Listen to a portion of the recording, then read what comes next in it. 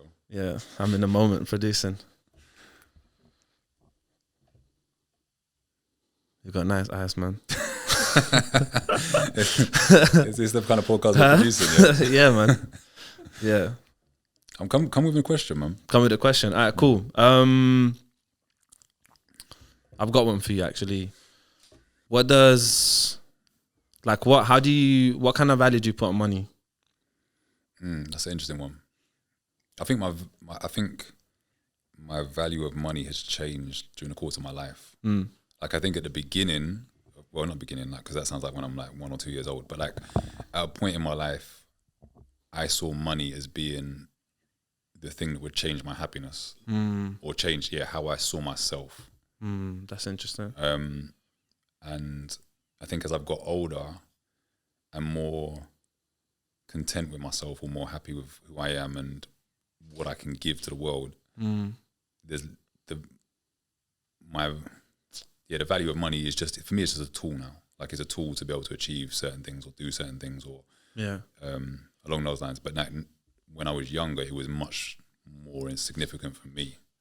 What about you? So do you think, well, for me, I think, do you know what? So I'm kind of in a place of, I've not really like valued money as much. Like, I've valued like learning and experience and other things much more, like much higher in the past. And I think most importantly, I wanted to work out a thing of like me being content in life. I wanted to be content and kind of like find that peace and stuff like that. And I feel like I see a lot of people who's got money look for that. So I've managed to work that out. So I've got to that space now. And now I'm getting to the point where like, actually, you know what?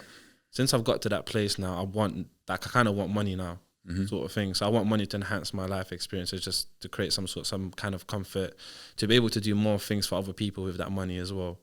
So now I've kind of like reverted all the way. So started in the beginning of for money is the whole shebang, innit? Yeah, the whole shebang. The whole like everyone's chasing money and stuff, and obviously, and I think that comes from society. Like when I was young and that was installed in me to believe that. And obviously, as time went on, I worked on myself. I started valuing that a bit more. And now that I've kind of feel like I've reached, I wouldn't say I reached the peak, because, you can always learn a bit more, but I feel like I'm content with who I am as a person, and, I'm developing that. So now I'm like, I want to get some money. I think what was interesting for me is when I was younger, I think I managed to make some money, but I think if I'd end up making loads of money, like the money I had, I didn't value. It's weird. I wanted it, but I didn't value it in terms of, it didn't feel like it was something that was really achieving what I wanted it to achieve with it. And I think what's interesting is if you're not in the right place to be able to kind of use money in the right way, it can be something that kind of can be a downfall for you almost. Like it can be, you're continuously trying to get it, and it can take you to a place you don't want to go with it. Yeah. And that kind of leads to the journey of like, if people that chase money, and it kind of comes back to, what are we focusing on? And people that chase money, they end up focusing on money their whole life, and just like they forget all these other important things. Just what about connections they can build with people? What about all these different experiences that you can have? But the only thing I'd say, I think with money is like, it can actually provide different opportunities for other experiences and stuff. 100%. that someone might not have 100%. Access to. And I think that's something that is, I think first of all, I think the most important thing is to find things that you love. And I think if you pursue that, the world we live in, you'll find a way to be able to monetize it, or your money will come to you from that. Yeah. Because people will be able to see your passion, be able to see that you're committed to something. I think if you're chasing just the money itself, that's the issue. But then in terms of once you're able to make money, then it's an opportunity. It creates opportunities for you to be able to kind of explore, to be able to grow more.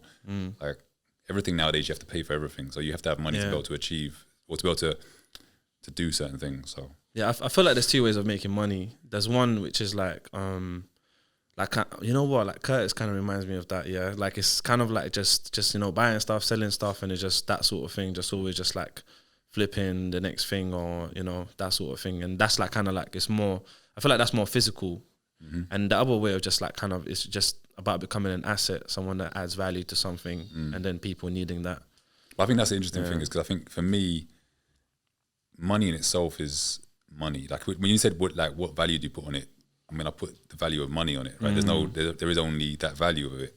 But then for me, there's other things that you can, as I grow and I understand more about different things, for me, I'd rather have assets than money, if that makes sense. I'd rather, if I get money, I'd rather invest it in something that I think is going to grow for myself. Turn the money into assets. Turn the money into assets and things that will then is an investment, right? Like, because we have a limited amount, we're going to make a limited amount of money in our lives. Whatever it is, it's going to be X number for you, it's going to be X number for me. The same way that our time is different. The time we spend is different. How we spend it on things is different. And we're going to grow depending on that. So I think depending on what you spend your money on will depend on how much more money you can make in your life. And this is the interesting bit. Can everyone have assets? That's the thing. If everyone's got assets, or like everyone's got businesses and stuff, then who's gonna work for who? And that's an interesting question. Yeah, and it's almost like there's some sort of system that's kind of set up at the moment. It's not maybe set up. It's maybe naturally happened, or maybe it's set up. I don't know. I can't really say, but there's some sort of system currently that's kind of like, it's almost like everyone's needed to like perform a certain thing for certain things to work in a way. I think everyone, to answer your question, I think everyone can have assets, because whatever it is, I mean, you can buy a small piece of gold. That's an asset because potentially it will increase over time or whatever else. So, and nowadays with like cryptocurrencies and NFTs and all that kind of stuff, people can buy things that potentially will grow over time. Yeah. But the question around business, if everybody wants to be a boss or be an entrepreneur, who's going to work for who? Who's actually going to be able to? That's the interesting question for me. But I think also there's naturally something where not everybody will achieve it. So then I think there's people who have, I think an interesting thing is when it comes to it is fear, right? Like everyone may have the desire to be an entrepreneur, but the thing that inhibits you is the fear of failing. So therefore you're more likely to work for somebody else because you don't want to go and do that yourself. Yeah, I think there's a lot more reasons than why people don't do certain things anyways. Obviously it's the whole thing of fear as well, but then there might be like maybe sometimes like I remember I used to have like lack of belief before I even started working. I was just like, can I really do this? And until I done certain things, and I was like, you know what, actually I'm capable. And then the more I started doing other things, I was just actually I can do certain things and stuff. But maybe that comes from fear. I was going to say that's kind of for me. It's kind of linked in terms of if you don't believe in yourself, the fear is you'll fail. Yeah, but then speaking of assets, it's like if everyone's got gold. Okay. If every single person's got, is it really an asset? You know, like if everyone's got something, is that really an asset? But it's an asset if people want it. And this is the point I'm kind of getting to. Like a lot of the assets that exist in the world at the moment, some of them shouldn't even be assets in first place, anyways. And I think that's what you'll see. I think you'll see that something. So gold is valuable because for different reasons, but gold has been given an intrinsic value by humanity. We see it as valuable. It is used in some things. It's used in your phones and computers and various other things. So therefore, there's a limited amount of it. So therefore, it's an asset. Yeah. But if all of a sudden everyone turned around and said we don't need gold anymore, it's no longer That's the thing. So people's desires kind of like make certain things more valuable than they should be in first place, anyways. Diamonds. Yeah. What's the value? Like diamonds, they don't do anything at all. Like not that I'm aware of. So, but they're just pretty. Yeah. So therefore, they are worth money because people want them on their rings, on wherever else. And it adds no value whatsoever. Apart from, and that's the thing, the only value something holds is like it's in the eyes of the person that perceives what value it has, anyways, in first place. Yeah. Yeah. Would you want to like own something with diamonds in it? I've never had a desire to. Yeah. I've never had a desire to. I wouldn't class myself as somebody who is flashy like that, but that's my own perception of what that is. Yeah. I'm still reading a lot, by the way. Not as much as I would like to be, but I'm reading. Yeah. What's like the last most interesting thing you've learned? The last most interesting thing? I'm reading a lot of stuff around property, so I don't know if that's something that is like, that's interesting to me. I think one of the things, I was actually listening to a podcast on the way over here, and they were talking about kind of cause and effect, and it's not really particularly interesting, but it made me think about like even when people talk about karma, they were talking about the fact that it comes from Buddhism, so therefore people don't always buy into karma because they think it's related to a religion, but cause and effect everyone understands. Just different way of like different way of wording something is exactly the same thing, but the way we word stuff makes us attribute it to something or have an opinion of it based on that. So cause and effect. So what does that mean? Like, so it's like if you cause something, there's going to be an effect. Everything is like, I don't know, to me everything is cause and effect. Like if we're having this conversation now, it will have an effect. If we depending depending on the root of the conversation we have right now, has an effect on where we go with it. Yeah. And do you believe in like law of attraction? Do you think that that's... I do believe in that, yeah. Because I feel like that's related as well, right? It's like law of attraction. It's like how you so how I behave and what I do, sort of thing, and that's the kind of things I'm going to attract. It's similar to karma, similar to cause and effect. So it's almost like this thing is like universal, but it's just like there's loads of different ways of explaining it. I think the one thing that kind of ties into all of it is energy for me. So the energy you give off is the kind of energy you will probably get back, if that makes sense. And the same way with cause and effect, the thing you do has an effect that you kind of get back. And I think energy is not really. I think energy is really underexplained because like it's not. It's something. I guess maybe it's something new in a weird way. Obviously, something that's been around for centuries, for years. But it's something new that people are kind of starting to notice. Like people go, "No, I don't like this energy," or "I don't like that energy." But it's like it's there's an element of like intuition. There's an element of like I kind of feel like that's a bit a certain type of way, and that's really interesting because sometimes I ask myself this question of, is it am I just like interpreting something in a certain type of way, or is there really some kind of energy that's... And sometimes I double check with people. I go like, are you feeling kind of similar to that as well? And when they go like, yeah, then I'm like, yeah, there's some sort of energy. Yeah, I definitely. And I think it's an interesting one because I don't know, like there's that whole thing around people having bad energy, but that's your interpretation. Unless you know for sure that's somebody's energy. Like I can say, I feel like you've got bad energy, but that's just my perception of your energy. It doesn't necessarily mean you have that. But I think it got to a stage where it's been... Energy is something that's become quite popularized and people talk about energy and whatever. But I think you're right. Even I don't have complete understandings of it. But just I think it's also about how we interpret people's behaviors and actions and stuff. So. Yeah. Do you have any questions for me? I should have thought of one, right? You could have. I should have. You could have. What inspired you to do the podcast? Oh, wow. You know what? That's probably like, Aladdin, where's that the third time I got this question up? Okay, let me answer that one. I'll think of another one. Yeah, it's about the third time. Okay. I'll just go back to the same point. I think, I think number one, I wanted to add some type of value. So I just wanted to have like some really like interesting, powerful conversations that can create content for other people that can listen to it and then just kind of like relate to certain things or take certain things away from it. So I wanted to add value for people, and I wanted to make something that's timeless as well. Where like, like I don't want this to be like we talk about what's current at the moment, like, what team won the football league or whatever. I wanted to talk about certain things where people can actually listen to in a year's time and they just go, you know what, this is still super valuable for me and I can apply this to my life. Because even if you look at certain books, they've been written years ago, but they're still applicable to this day. So some of those books are timeless. So certain knowledge is timeless.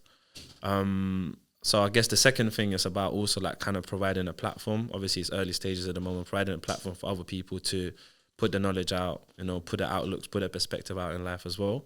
And I think the third thing is about, I want to like sort of become a master of conversation. So this is one of the process I'm going through. Because I have lit conversations, like we always have lit conversations off the camera and stuff anyways, and off the podcast kind of setting. So I've got a follow-up question. Yeah. So in terms of, when you pass away, how do you want to be remembered? How do I want to be remembered when I pass away? Okay, you know what? You're not allowed to ask questions. I've got more questions. That's a good question. How do I want to be remembered? I guess I kind of want to be remembered as someone who's just kind of like enjoyed life and just didn't take anything too seriously and just someone that's added value for other people or like helped people or supported people where needed. And I guess that kind of comes back to the reason I'm answering it that way, because that's what I kind of want to do. So it's kind of like, it's a good question though. Yeah. How do you want to be remembered when you pass away? I think for me, it's just about I want to be able to impact on people in a positive way. Like, I don't want to preempt what that is for people because it's different for everybody. But I want people to be able to say that I did something positive for different people, and left just. I believe that we all have an opportunity to kind of leave different blueprints on the world, and I think, that's just something that I'm conscious of in terms of the way I act to people, the way I try and what I do with myself, what I do with my time. Yeah. I think, you know what, I think it's like a battle basically. So like, I think like some people will pass away and they'll leave something negative behind. Some people leave some people will leave mixtures of things, right? And it's almost like a battle. It's like we battling this thing of we trying to like mend the world to be a better place for everyone else, while there's certain people who are making a worse place for other people. So it's just like it's this constant like it's that concept of like yin and yang, and that almost like exists with everything. It's like whenever there's something good, there's something bad coming out of it, and vice versa. And I think the bit you said, I think there's always going to be a mixture with every. So as much as you could find somebody who's murdered somebody, and a lot of people may remember them for that, but that's not completely who they are. So their family may remember them completely differently. So, but for me, it's not about. For me, it's just about an overall kind of impact, if that makes sense. Rather than, I know there will always be people who will love me and care about me and feel like I've done something positive with them, but I want it to be a majority rather than minority. So you know what? I'm going to go back to that question, and I've kind of just changed my mind. Okay. So when I pass away, the way I want people to remember me is that I'm someone who's brought them the opportunity to look at things from a perspective that's going to create value for them or add something to their life. So what I mean by that is that, so I was just thinking like literally every single person will have a different version of me, or like a version of you of every single other person. So how can we look at certain things from a point of view where we can create a better version of something that will be much more beneficial for us, rather than, you know, just it being what it is and just looking at certain things as certain kind of like point of view. And you know what else as well, and I want to ask you this, like how do you think, like what do you think is the best way, and you might not even know this at the moment, I'm just asking you, what's the best way of like shifting a perspective? Or just like, because I'm just thinking like sometimes like, you know, we can talk about like we should always change the point of view and stuff like that, but then sometimes it's a bit harder to do than it is. Well, I think one of the things is you went and changed your answer right there. So you shifted your perspective just in that conversation.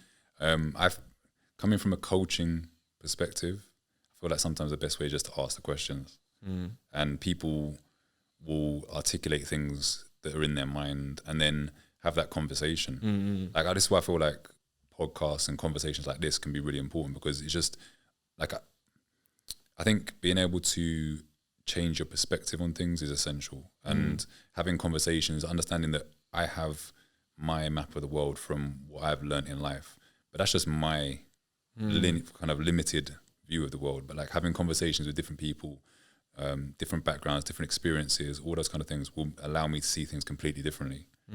And it also allows you to kind of, as much as you may, like for example, there are people you might demonize based on one belief they have, but you see the humanity behind them or who they are, and actually allow you to kind of build a different perspective of somebody else and what they've gone through.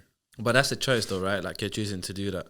Because me and Aaron were just having a conversation about it just before you came in, and we're just saying that like there's something about like being open-minded and being close-minded. Like so in a person, so others like close-minded, like if someone says something and they go like this is wrong, or like because nothing's like truly like really and truly there's nothing wrong or right. Yeah.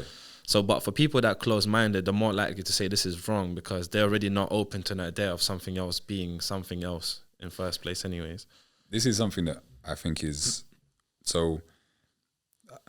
The only way I know to describe it, I think I've spoken to you about this before, is this idea that when you have an idea of the world and you understand the world from one perspective, when somebody comes in and tries to give you a different perspective, sometimes if your belief is so strong about something, them giving you that different perspective can be an idea that the way you've lived your life up until this point might have been wrong, or not wrong, but just might have been not the most helpful way to live your life.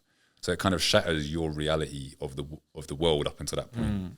And I think sometimes it can be incredibly difficult to actually admit that might be like however many years, like for me, 35 years, I may have lived in a way which wasn't helpful to me, or there might have been a better way to live. So therefore, that is incredibly challenging, right? You have to be open to do that is very, very difficult. There have been points in my life where I haven't been open to doing that. Yeah. And it's taken me time to get to that place. And so some people admit in silence. So they might not say at that point they realize that, but they might just silently because they don't want to like go like, oh my God, actually this person just, for some people it's a competition, right?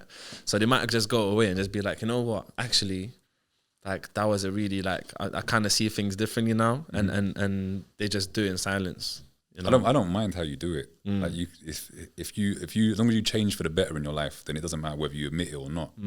Like as long as you've made better changes for yourself, then I think the worst one is if you're just not open to any other perspective, and it's just that's what you need to do. And yeah, but if it works for you, it works for you. Yeah, I got you on that. So I was thinking about something. It's really interesting. So I was thinking about bravery, just being brave, and discovery. Like if you actually start thinking about like a lot of like things that's like within, whether it's food or something else, that how people were so brave to discover certain things. Like for instance, yeah, like goat's milk. Like someone was like someone woke up in the morning and said, you know what, I'm gonna go milk a goat. And I'm gonna try like the milk. You know, it's actually crazy. Like for instance, like when people were like discovering which mushrooms were like safe to eat. Like some people died in the process. It's like you have to be so brave to discover some of these things, and some of these things are crazy. You know, it's like what's that, like someone was doing like taking out snakes venom and just like those kind of like, there's some insane things. Like what's your take on like being brave and discovering sort of like new things in life? Because I feel like now we kind of play it safe a little bit. I think at this point, I think now we live in a world where we kind of like we live in the city, so there's limited number of goats to go and milk out there. There's like there's not. And I'm vegan, so I don't milk goats anyway. But there's like I think we live in a world where a lot of things have already been discovered. I think if you went back like a few hundred years, it would be a different experience because there's so much of the world that hasn't been, or you don't know about, if that makes sense. I don't want to say discovered because there's people living everywhere and all sorts of other stuff, but like also the sharing of information now. So we live in a world where you can go online and you can find almost anything. Like I'm amazed sometimes at the questions I have for Google when it comes back with answers. Yeah. So I think it's not playing it safe. It's just that a lot of things have already been discovered in relation to like food, for example. Everything's already done, kind of thing. Yeah, things are done, but then there's always going to be things to discover. But it's just more. I think we're living in a world where it's more about. There's more discoveries around technology and stuff. But I think there's even in terms of the human body, the mind, the stuff like there's even in terms of the way we actually, some of the way we've thought about stuff up until now. We're evolving and actually understanding that's not the right way to do things, and there's better ways of doing it. Yeah. But yeah, a lot of it is about creativity as well. Like at the moment, like because obviously like everything's just so rapid now. The information's there, everything else is there. So it's almost like creativity has become much more essential than it used to be. Because before it was like, I guess that's the point. I guess before discovery was more important than creativity because people were discovering new things, and then the more things got discovered, the creativity became much more relevant because now we've got so much different stuff to play with, and you know, like whether it's information or things to create and so on. So creativity has become much more. But I think going back to your point about the kind of being open-minded, I think this is one of the things I think about the younger generations that exist now. Like I'm kind of that generation where I didn't grow up with the internet being there all the time. I remember like we would go to school and log on to the computers at school, and that's where we accessed internet. Whereas now, like young people have internet on their phones from when they first get a phone at like 12 or 13 years old. And I think young people as a result are much more open to their perspective of the world changing and shifting, and as a result they're finding more ways to be creative in using technology and using the internet and using stuff like that, whereas there's generations before me that just are so set in a way of this is how they operate. But you also think that, I think, and I know you're going to agree with this anyways, but how do you know? I just know, innit? Because it's just like it's a big statement. Because I think age plays a big part as well. I think age is always part of the journey as well, in terms of like where people are at, like what's cool at that time for certain age group and stuff. And I feel like school is like a really like important time for young people in general anyways, and during that time it's just like depending on what age they're in and so on, that will just have a big effect on this, because they're kind of learning how to be social, right? They're experimenting with being social with other people and they're developing those social skills. I think we had a conversation about that before. Yeah, definitely. I think there's that point when like young people are like, they're at a stage where they're just used to learning. Like, and I think as you get older, some people think they've kind of learned everything there is to know. And that's one of the reasons why maybe you could be close-minded. I think life is a continuous thing about learning. But it's just continuous. Just continuous. Yeah. It's like continuous experience. Like it never stops, basically. Yeah. Well, it will stop eventually. It will stop eventually. Yeah. So what about like the way the world is structured in the moment? What's your views on that? That's a massive question. Like what, the whole world? I don't know. It's just the way it's structured. Like, how do you feel about the world? Like, I kind of wanted to know that before, anyways. Like I think that's the interesting one. I don't know. Like I think there's things I'm optimistic about. There's things I'm more pessimistic about. But I feel like going back to that point about information sharing and stuff, I feel like we're at a space where maybe there's too much information out there for us to be able to comprehend. But I feel like we're at a space where we're learning and growing as humanity in a really, really rapid rate. And I think that's an opportunity for us to kind of do something really positive as a species. Whereas I think there's been points where we haven't fully understood how what our impact is on the planet, on us as human beings, on other people, all that kind of stuff. So, do you think we're gonna go into space and establish another like human race somewhere else? I don't even know. Yeah. I'll be honest with you. Do you think we should? I feel like unless we can look after this planet in a way where we can survive here, what's changing us going? Like we'll go somewhere else and do the same thing. Yeah, because I think you know why I like having this conversation about the world, because it's heading in an interesting place, right? And like I think some of my fears are like, and it's not really for my generation anyways, because I'm not gonna be here after that. But it's like, you know, the water's gonna run out at some point. I think. You know, unless I think we can drink seawater, right? We can filter it in a certain way. There's ways they can filter it, yeah. Yeah, okay, cool. So we might not be running out of that anytime soon. Yeah. But you know, like eventually, like for example, the world's population is like, if people are having like loads of kids and stuff, and I'm not sitting here, I'm not gonna say like we should stop having kids and stuff, but you know, if there's a family that's got like 8 kids, 9 kids, 10 kids, and another family, it's just like things are kind of expanding super rapidly. It's like if you look at the graph of the world's population, it's just like it's almost like that thing of like the more people you're gonna have, the faster it's gonna kind of like increase. But then I also saw something the other day saying that this was about America, but they were saying young people in the US are actually having less kids. So and because they're more scared of what that means in terms of financially, in terms of the impact on the planet, on being able to sustain multiple kids. So it went from being that people were having just over 2 kids in their lifetimes, where to being like the average is now 1.7 or something like that. And they were saying if it continues along that rate, the actual problem is a financial one in terms of the way that the system works of people getting support when they're retired. I think what they're actually, it's not called a pension over there, it's called something else. But like the way that would run, it wouldn't work because there's not enough younger people working to pay for that. That's interesting. And in China as well, you can only have like 1 kid as well per family. I think they've changed that now. Yeah, they changed that now. But they've got they've got a good billion over there, so they're doing all right. But that was crazy because like they would.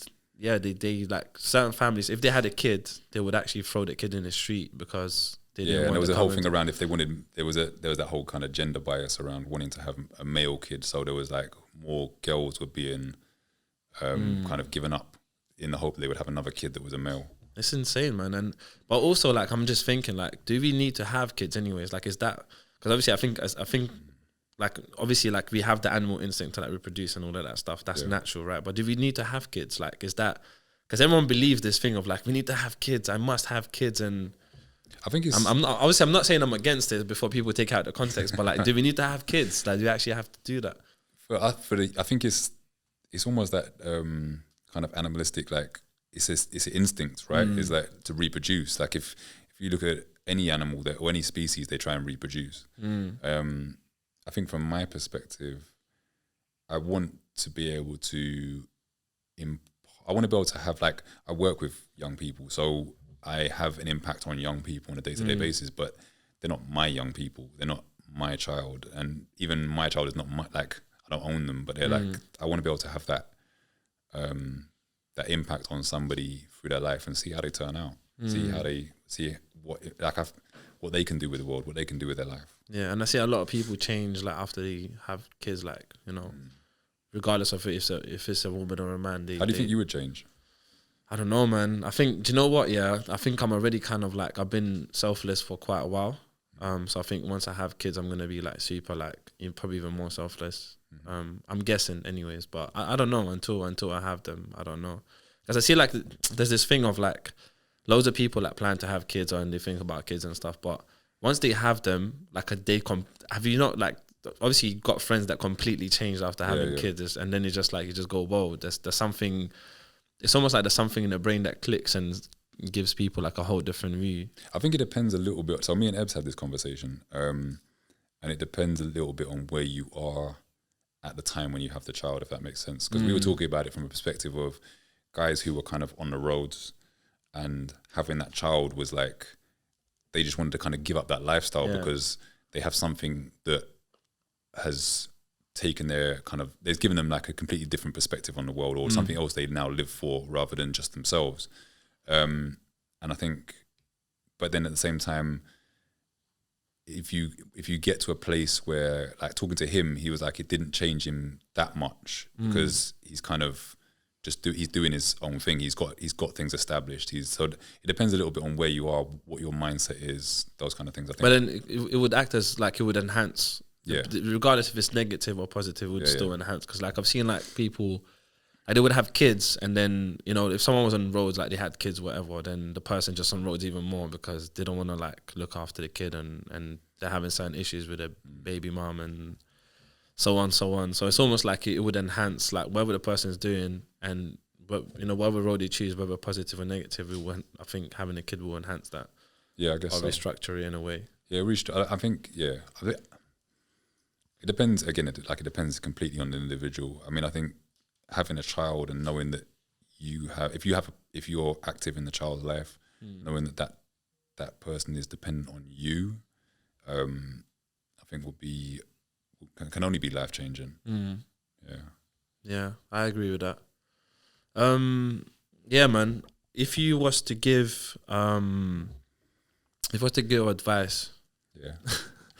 if you was to give advice to someone who's trying to, like, let's say, change their perspective in life, what advice would you give them? Don't take advice of somebody. What's wrong with taking advice? No, I feel like... what advice would you give to yourself? Like right now? Yeah. Just do it.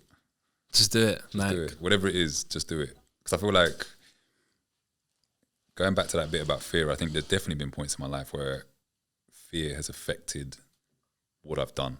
My decisions, whether I've there was a podcast I was listening to, and there was a guy on it, and he was talking about his sister said that basically her idea of hell is the idea of passing away and then being shown all the things that you could have achieved if you had just done it.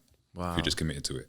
And I know there's things in my life that if I'd just gone and done something, then maybe I would have been successful in that, and that would have been something that could have been amazing. I'm completely happy with where I am, but I also believe that, like, if I have opportunities now, I will just do it rather than sitting there and wondering like whether I would fail or succeed in it or whatever else. And I also believe that success, one of the keys to success is, one, committing to something, and two, part of the commitment is just continuing with it. Yeah, consistency. As long as you continue with it, it will be successful. It may not be successful in the way that you wanted it to be successful. It may be successful beyond your imagination, but it will be successful. But it kind of goes back to the whole thing of regret. It's like, if you don't do certain things, you might have regrets about certain things that you haven't done it, and so on. And I think maybe if I can manage my regrets better, like, you know, if I can not have regrets in certain areas, then I think it doesn't matter if I've done it or not. Because really and truly, there is no... I hear what you're saying, by the way, that you got a point in terms of like just doing it. I think people should do more stuff and just experiment and just get experience and just do things anyways. But I think there's also something about just, you know, if I don't, you know, if I do or don't do something, I don't know how it's going to play out. Like, I don't know what kind of, you know, I might do something and it might even be worse, you know, I might end up overworking and getting ill or something or whatever. But then what did you learn? Like, by doing that, what did you learn? And that's the thing I'm agreeing with what you're saying. It's like, I think it's all about the learning. It's about the learning, but in terms of like what it's going to play out to, you know, if it's going to be a good thing or a bad thing or what that's going to turn into, like, you know, who knows? Like, you know, some people overthink certain decisions they're trying to make. You know, they think, should I go to uni? Should I not go to uni? Like, you don't know how that's going to play out. You know, it's just like, just make a decision, you know, flip a coin. I think Gary Vee says it all the time. It's like, flip a coin. It's like, if you can't make a decision, just flip a coin. Yeah, that makes sense. Yeah. So I'm just, from now on, I'm just flipping coins, man, every day.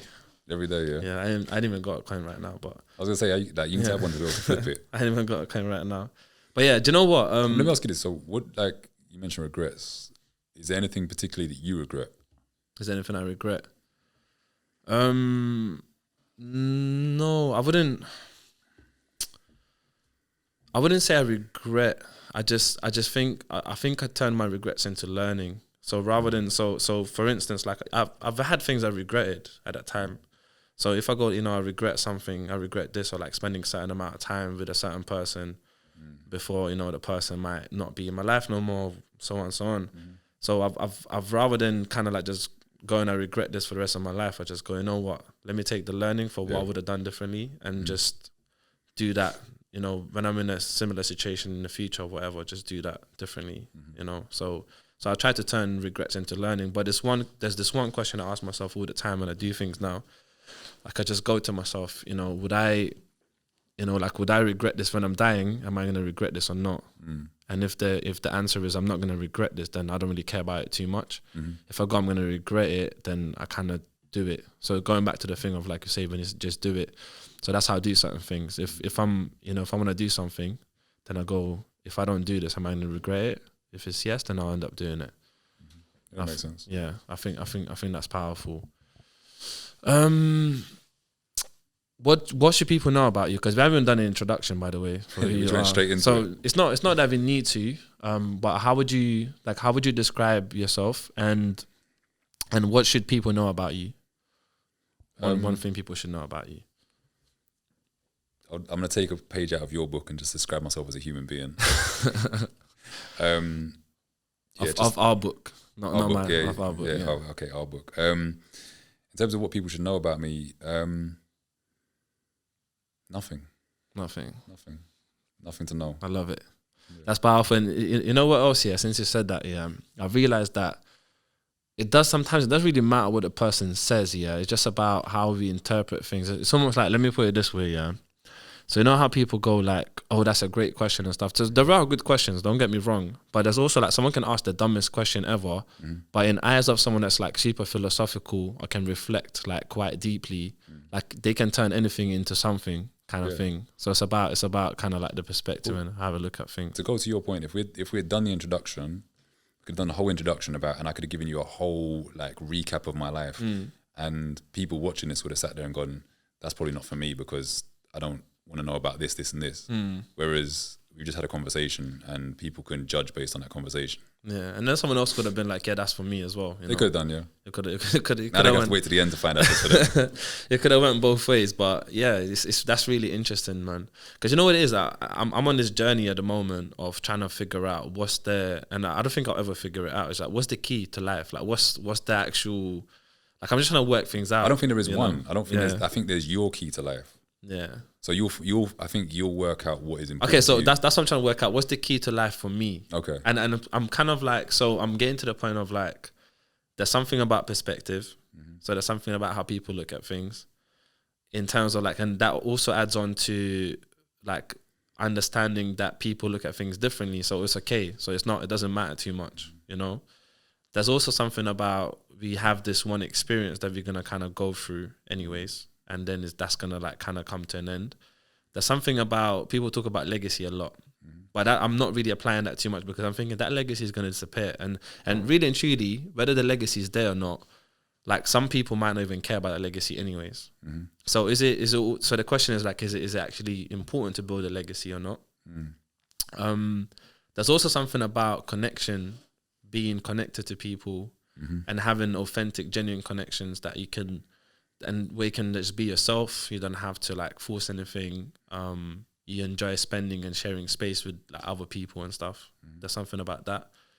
And yeah, and I'm kind of like on discovery of like, what does love mean, sort of thing. But no, I'm not talking about romantic. I'm talking about love in general, just like having love for things, having love for people, and how love can actually create two things, which is, one is just kind of like, it can either create sort of like a negative, it can have a negative impact, resentment or having hatred for something. Because You obviously, mean like if you're in a relationship type of love, or no, it can be anything. It can be like a. That's what I'm saying. It doesn't necessarily apply to romantic things. I'm just saying like it can also be like a friendship, right? okay, It's like you might love someone. When I say relation, okay, not in a relationship. Relationships, how they can. Yeah. So like relationships, yeah. So you can have love for another person, and then for instance, like if something goes like really wrong, because there's so much love, it might turn into like some kind of resentment or sort of thing. Or it can have like positive impact as well. You know, love can turn into like something, you know, something beautiful where like people are just like sharing different moments and experiences in life, and not just love for people as well. It's also like love for what we do. You know, love for the process and things. I think one of the things that's interesting that I'm trying to kind of apply more is, so I think there is only, I don't think you can put conditions on love. It's just something that like I've thought about. I don't think you can put conditions on it. So therefore, all love is unconditional. Yeah. But you can put conditions on the relationships you have with people. So if you're, whatever the relationship is, a friend, you have unconditional love for them. You have unconditional love for anybody, a stranger, whoever. But if they walk up to you and punch you in the face, you don't want to be friends with them no more. You don't want to have it like. So I think it's trying to get to a place, but with the love, you should also still try and not react in a way where you end up like doing messed up things to them, if that makes sense. So that's something that I think I'm trying to apply to myself a little bit, is trying to kind of, it's difficult. I'm not there yet, but like being in a space where I can. So I think so. Actually, so I'm gonna put it in another way. I think love can create hurt. Like I think love can create like it can hurt someone, but not in a way of like, what's the best way of explaining this? I think kind of like in a way of like when someone, even if you love someone unconditionally, someone's actions might actually make you feel a type of way. But then maybe there is a condition then, because that means if the person does something, then that's affecting the relationship you have with. But is that a condition on the relationship or the love? Yeah, that's the interesting thing, and I guess that's kind of like what I'm kind of trying to understand at the moment. But I agree with you with the whole thing of like loving someone unconditionally. Sometimes you can love people from a distance as well. Yeah, 100%. I think that's definitely a powerful thing. Like you don't have to like I'm the type of person, let's say for instance, and this is a lot of people see, for some people it seems alien, right? And that's when I see that there's loads of people who's got like conditions attached. So like I would go like, you know what, if I might not see you for 3 years, yeah, but I love you unconditionally and we'll still be the same when I see you. And I mean it, right? And they go, you know what, but if you don't actually call me every month, that for me, that, you know, that's how they measure their thing. And that means you don't actually like love me kind of thing. Yeah. And my thing is like your thing's got a condition attached.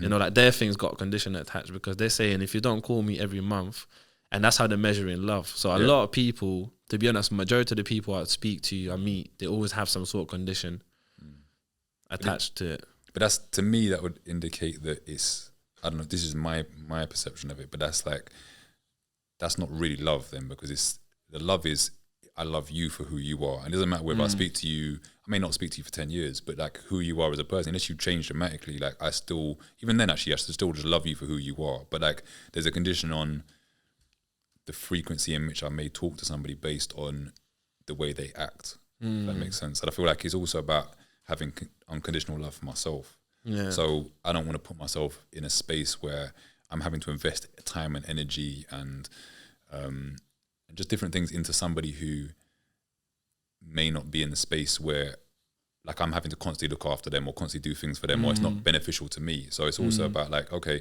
I can still love you, but I'm just not gonna have the relationship with you the way you want one.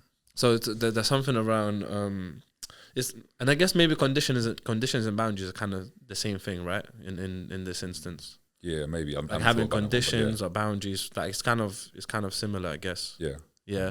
So yeah, I think you're right. I think it's about going like, this is what kind of works for me in terms of like having a relationship with someone, and there's certain things are unwritten, right? Like people have unwritten conditions sometimes. Like you don't know what the other person's conditions are. But this is the thing, that's an interesting point, because I think what's important is if you're having any kind of relationship with somebody is to, if you have conditions, you should let the other person know what the conditions are, because otherwise what's a condition for me might not be a condition for you. And therefore you may do something that oversteps one of my boundaries, and therefore I feel like, okay, I can't be a friend to you anymore because you've done that, but you may not understand what that is. Some things most of us would guess are probably implied. Like you don't want to lie to people or do things that are going to hurt somebody or whatever else. But at the same time, I may not know what I'm doing to hurt you, and you may not know what you're doing to hurt me. So I think it's important to kind of, as much as possible, specify what those are for you. Yeah, that makes sense. Cool. So we're coming to an end. Already. After the time goes by quick here, you know. Yeah. Is there anything else you want to ask me before I ask you the last question before we sign out? Anything else you want to say? Anything else you want to add? Anything else you haven't said yet that you feel like people should hear? No, man, I'll come back and do another one. Yeah. Cool, we'll do another one. Do you want to come back with Leafius? Yeah, man. Yeah. We need to get some drinks. That's really what chop it up. We just need to have some drinks and Yeah, I'm down for that. Cool. Anything you want to promote, by the way? No. Yeah. No. I like your What? I like your. Yeah, I like it too, man. It's nice, isn't it? Yeah. Our birth. You know what our birthstone is? It's sapphire. Oh yeah. Yeah. You didn't know that? I didn't know that. No. So there's birthstones actually. So Yeah, sapphire is a birthstone still. Okay. September. Because it's September, yeah. Yeah. Jeez. Sapphire, man. September gang. Come on, new information and that. Cool. So the question we like to ask every single person that comes on the show. So say for instance you had a YouTube channel that the whole world was watching. Mm-hmm. Yeah. And if you could tell the whole world one thing, what would you tell them? Love people unconditionally. Love that. Cool, man. Thanks for coming. No problem, man. Anytime. Cheers.